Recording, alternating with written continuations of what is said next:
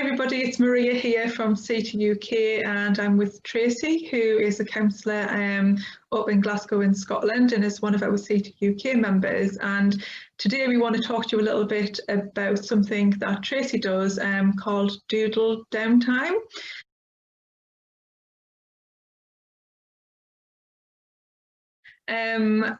I first heard about this from Tracy a couple of weeks ago and I absolutely loved it. And basically, Tracy is an expert doodler. Which, a laugh, but she is. You'll see what I mean when you see some of our doodles in a moment. And she really got me hooked on them. And I'm just going to show you the first ever doodle that we done together was this one. And Tracy was talking to me about wanting to introduce the concept of doodling, this doodle downtime to a wider population and to bring it to other therapists. And I loved it and thought, you know, how can I support Tracy with this? And so we talked a little bit, didn't we, about how we could bring that to CTUK and how our members might like to be involved. Yep. So we're just going to chat a little bit about that today and tell you a little bit more about it. So Tracy, do you want to tell us a little bit about why you started doodling? Because I know it's been very important to you during this pandemic as well. It has come into more play now during the pandemic than previously. I've always doodled or drawn. I found it quite calming for me.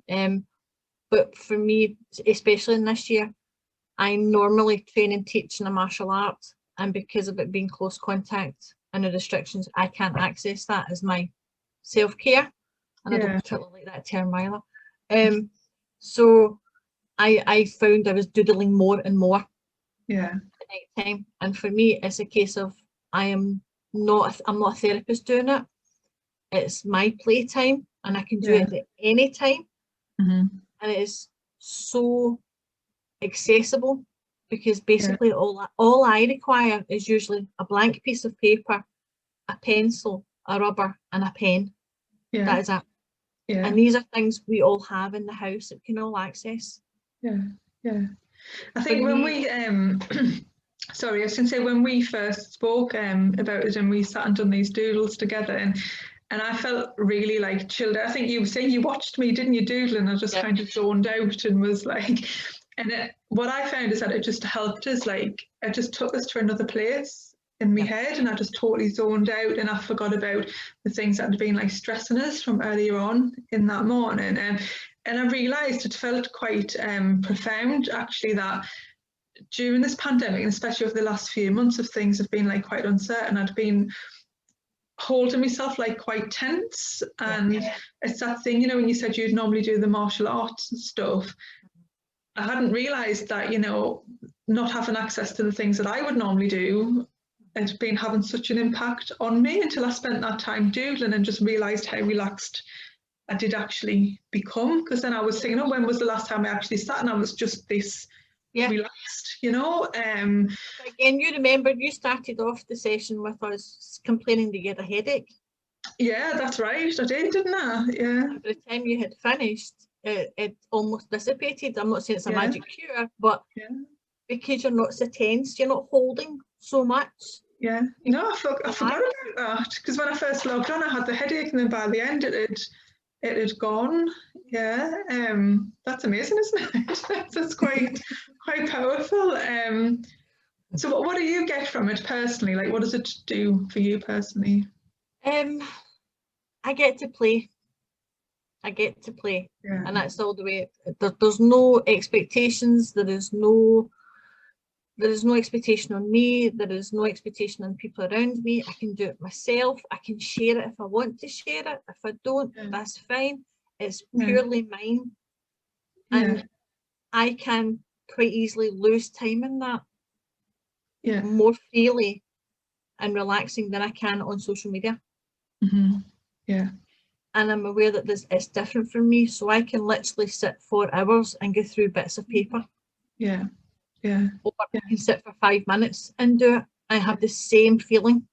And that's quite important, isn't it? Because social media you can get quite lost there. And some people, you know, you think, oh, you're logging on social media for this time out, but as you're just scrolling and scrolling, well, I know for myself, if I go on Twitter, if I think, oh, I'll have a break and I'll go on Twitter, by the time I've been on there for 15 minutes and been engaged with all this political stuff, I can be more anxious than before I went on. Whereas like over the past kind of couple of weeks since we started doing this, I found myself with me, you know, my sketch pad and my paper, and that's just been a better way for me to sit and just to kind of have that time out. For me, it's almost going back to a time, and I know we spoke about this off camera. I'm of an age where I didn't have internet, so I always had pen and paper. That was always my escape. So it's getting me back to a time when, you know, it's simpler. I don't mean, I mean that in the most respectful of ways of it. It's a case of giving back to something that there is no limits, there is no expectation, there is no boundaries. And I love that what you said about playtime, because that's what it feels like. And I think sometimes as adults, and especially as therapists, it can feel like quite a heavy job, and especially everything that we're holding for other people right now. And I think we need to play as well, and to remember that. You just said there that you had, you know, how much you're doodling, you're doing it every day. You've got some pictures there, haven't you, in front of you? Do you want to share those with me? Just a quick look. I'll try and get my light down a bit. Let's see if that's any better. So there's. Oh yeah, I can see that one. Good now. You like peacock flowers? That one a bit. It's like a bit like. Hold on. Let me see. Is that any better? Yeah, I can see that. Be kind. I love that one as well. You know, I'm just going to say I love them to all of them, don't you? I just think. You always do. So there's the change of one. So there's a black piece of paper and a white pen. That looks. Hold that one back up a little bit. Did that have like stars on it, or that looks really like quite magical? That one. It's a nighttime one, and again another black one. I love that. I love them. I call them wish flowers. What do you call them? The dandelions, wishes. Yeah. You like the coloured ones, so there's another coloured one for you. Yeah. That's lovely. That's beautiful. That could be like a gift card or something. That one. That looks like. There is a member and a fellow colleague who keeps telling me that I should be doing it as cards and giving them out as cards. That's really nice. That like, I would buy a card like that. Definitely. Here's a seasonal one for coming up because we're into December. Oh, I love that. Is that a card? Have you made that into a card? No, it's a piece of paper. That's lovely. That would be a really nice card to give someone. You're automatically biased. This is my favourite one. Yeah, I think I've seen that one before. That one's really nice as well. That's lovely. Yeah. So let's talk just for a couple of minutes about what this is not, because when we discussed kind of running this as a group and asking people if they wanted to come along and join, well, it's basically you who will be facilitating it, but I'll kind of be part of the group as well. But we talked about how it feels like since the beginning of the pandemic back in March that we've been inundated with these workshops and CPD and all this professional development, and it's just like bump, like one after the other, and people have been doing, you know, I think, did you say you'd spent like 80 hours or something? Yes, absolutely bonkers. Yes. Yeah, and it's almost like we've been filling our time with this kind of like learning, and to me this almost feels like the kind of opposite of that. Like it's not any of that. There's no pressure to learn, there's no pressure to get it right, there isn't, you know, an exact template, it's not CPD, it's not, so it's not therapy, it's not work. It shouldn't be work. That's it. Yeah, it's not work. It shouldn't be work. It's downtime, it's playtime, it's zone out time, it's chill out time, it's whatever you want to label it. It is not work, because goodness knows we are working so hard, more I feel than ever. Yeah. It's not work, it's not therapy, it's not a group where, I think it's important to say that sometimes doing this can kind of bring things up for you, can't it? You can kind of feel things, but it's important to say that this Doodle Downtime group isn't therapy, and everybody, I guess, would need to be responsible and if anything did come up. But at the same time, we're thinking about them being quite small groups of just 5 to 8 people, so they're quite contained and held. What I loved from about it as well is like when I'd done this with you, and then I went home and I'd done them with Safina, my little girl, and I'll show you what she done. So she copied, you taught me how to do these flowers here. Yes. So I showed Safina this when she came home from school, and she wanted to do it, so she got a pen and some paper, and she done this one. And just wrote her name on it. I love that. She's only 6 years old. She's only just gone 6 as well. She's in the first year of school, but she sat for hours and hours and done it, and like has done all of these now. There's hundreds of them, and it's been really good for us actually, just as a family. Like the boys have sat and done a few as well, just to kind of sit down. And we've been doing it now at the end of kind of the school day, just coming in, and I've just got a table with pens and paper on, and we've all just been just having this doodle downtime together really. So it's been really lovely to do that. She did a bit of another one as well there. There's got a person on that. Love it. Puzzled actually, that person, doesn't it? What flower to go to first? So there's a temptation there, isn't there, when you look at some of them and start analysing it a bit and thinking, oh, what does that mean? Or Nope. This is the opposite, isn't it? We're not doing any of that. We're not looking into anything. We're not looking for an inner meaning. We're just pen, paper, having 5 minutes or half an hour or however long you want to do it, and whatever comes up is fine. Yeah, it's giving you permission to do that. And I think sometimes we don't give ourselves permission to do that, do we? Or we can be the opposite, where we kind of put pressure on ourselves to be perfect and to get things right. And that's what we're trying to do here, is say that we don't have to be like that in anything. Well, I am not artistically trained, so I'm not going to guarantee a sense of here's the next Michelangelo, here's whatever. It's not. You're literally just, you're doodling, you're scribbling. And we've all done it, probably on phone calls, sitting with a bit of paper and doodling away, and that's all you're doing. You're just making it more tangible. So what would you say to people like, because I can get a bit like this, I can be a bit of a perfectionist and think I have to get things really right, and I have to get them right the first time, otherwise I'll fail. And I remember when you said to me, what do you want to draw? And I said, I'd quite like to draw a tulip. And I said, but I have no idea how to draw a tulip. And in my head, I straight away went to this kind of almost complex picture of what a tulip might be like. And you know how you can see the veins and stuff on the leaves and all the grooves. And I was thinking, how do I draw that? And I remember you said to me, you went, just draw a U and then do a number 3 on the top. And it was that, that draw a U and put a 3 on the top. And then I put a couple of more 3s in. And I thought, oh, that's quite a cool tulip. And actually, that looks much better because I didn't think too much about it, and I didn't kind of overcomplicate it. And so what would you say if there was anybody who was watching this thinking, oh, I'd really like to give that a go, but I'm not artistic, or I'm not good enough, or... Right. From anything, it's a breakdown of shapes. If you can draw a squiggly line, not a straight line, because we all panic about making it straight. Nature isn't straight. You'll never get the same flower twice. So you're talking basic shapes or numbers or letters. That's all it is, and that is all it is. I can break it down to a place where you can get something from a squiggle, from a straight line, from a U, then turning your paper round to the side to make it a 3, and then turning it back, and you get a tulip. We overthink things because we're trained to analyse everything.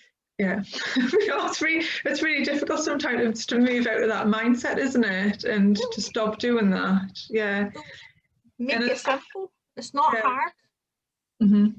It's almost like the reverse of what we do, isn't it? But we really need that downtime as well. Because once you kind of, I think what I found was that when I first thought about, all right, do this tulip and draw, I had this really complex idea in my head, and then thought about the scene, like how that might play out.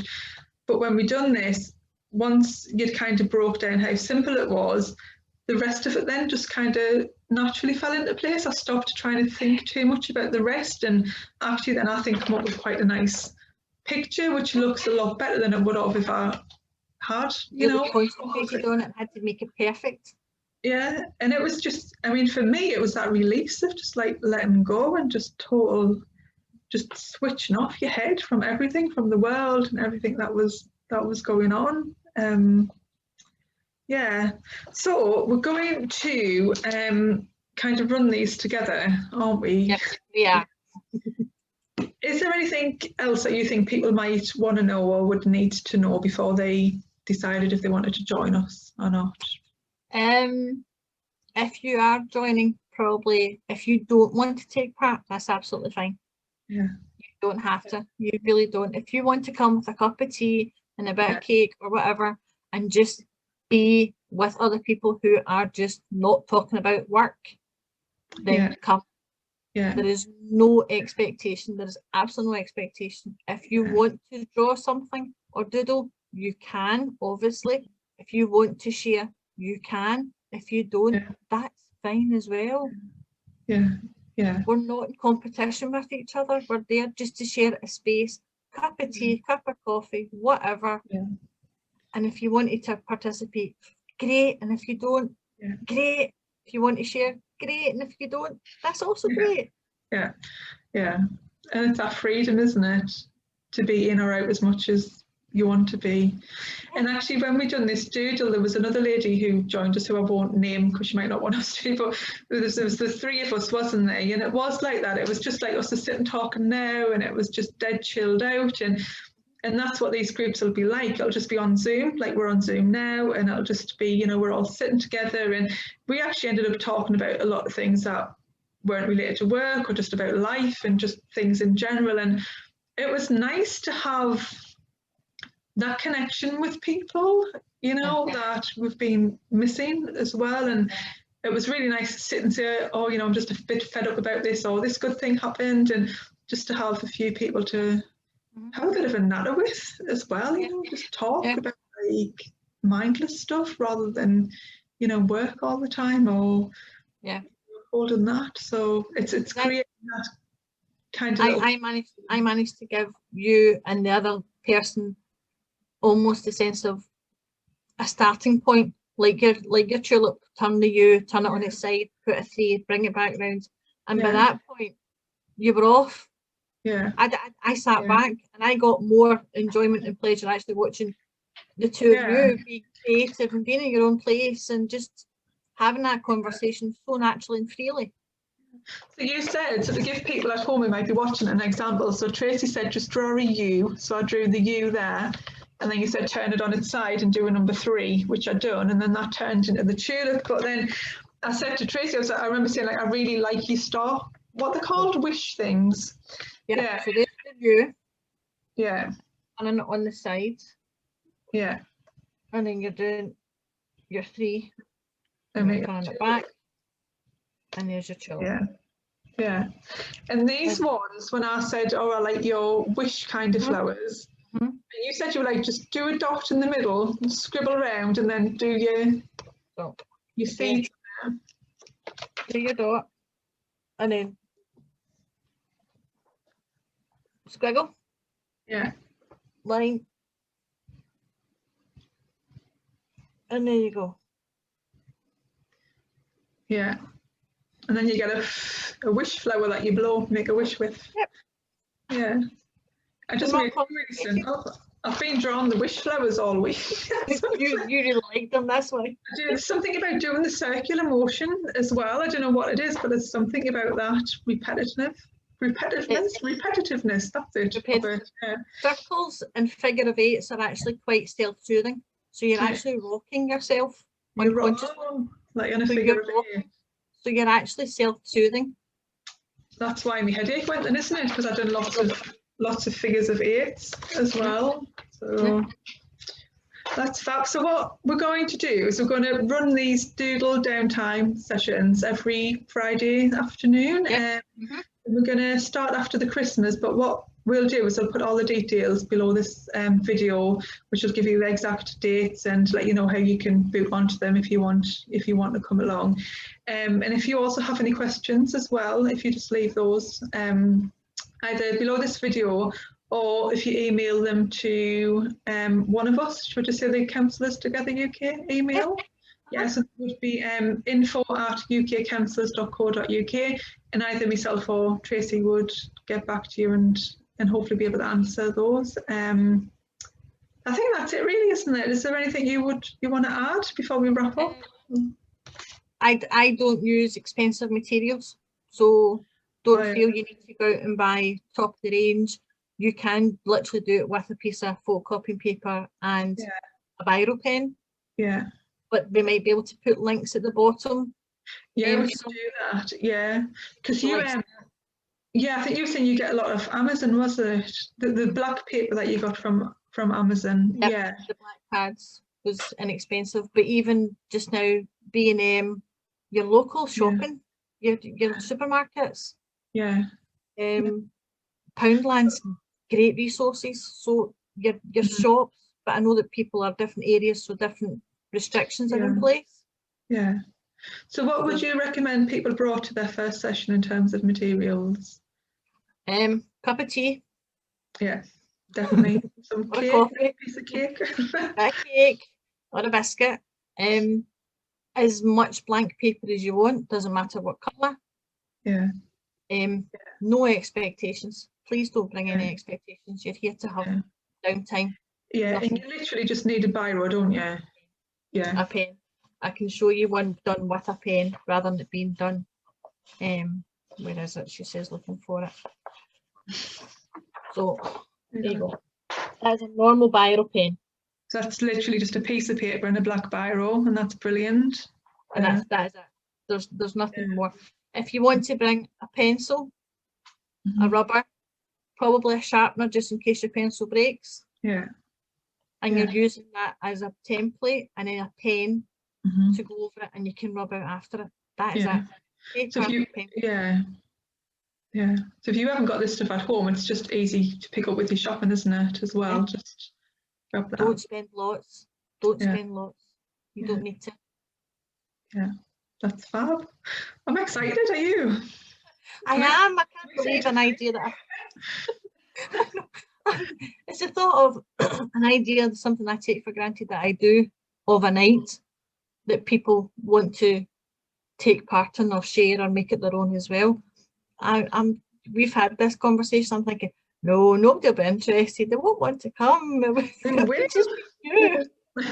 No, I'm not the only one. The other person who loved it, and I know for a fact other people have asked you to do the group as well. So I think it's brilliant, and I think once people try it, and I know some people might have those initial fears about what if I'm not good enough, or is there an expectation? Do I need to produce something at the end? I think once we get over that and people kind of experience it and see how good it feels for them, then they will want to take part. So that's the hope. Yeah, that is the hope. Fingers crossed. Yeah. That's the hope. Yeah. Right, so we'll stop this now, but all the details will be below, and I'm just really looking forward to getting started and meeting everybody who wants to take part and producing some doodles myself as well. Thank you for giving me the opportunity to share it as well. Yeah, that's great. Thank you for allowing us. Yeah. Okay, well, we'll end this here, and hopefully people stay in contact, and we'll start in the new year. Yeah. Okay. Right. Take care now. Thanks. Bye.